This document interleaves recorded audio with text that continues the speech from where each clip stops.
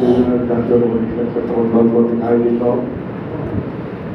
আজকের এই সাংগঠনিক সভার সম্মানিত সভাপতি, ছাত্র ইউনিয়ন স্বেচ্ছাসেবক দলের সম্মানিত ভারপ্রাপ্ত সভাপতি নিজামুদ্দিন নিজাম, এখানে উপস্থিত আছেন কেরানীগঞ্জ মডেল উপজেলা স্বেচ্ছাসেবক দলের বিপ্লবী আহ্বায়ক, সাবেক ছাত্র নেতা, পরিশ্রমী নেতা জনাব প্রবাসী কবির, উপস্থিত আছেন কেরানীগঞ্জ মডেল উপজেলা স্বেচ্ছাসেবক দলের বিপ্লবী সদস্য সচিব,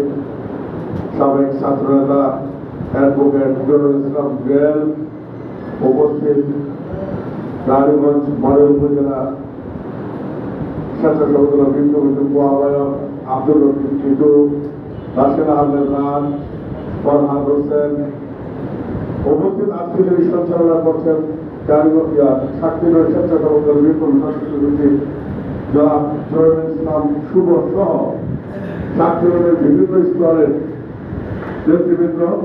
ইউনিয়নের যুগ্ম আহ্বায়ক, আসসালামু আলাইকুম। প্রিয় নেতৃবৃন্দ,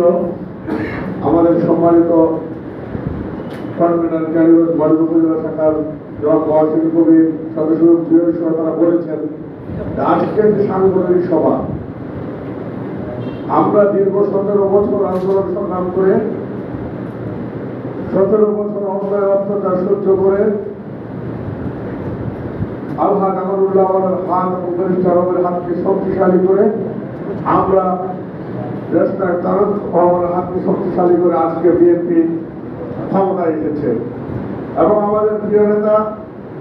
আধুনিক কেরানীগঞ্জের উপকার, আধুনিক কেরানীগঞ্জের স্থপতি,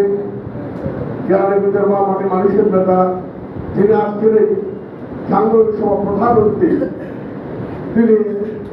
পঞ্চমবারের মতো কেরানীগঞ্জে এমপি নির্বাচিত হয়েছেন।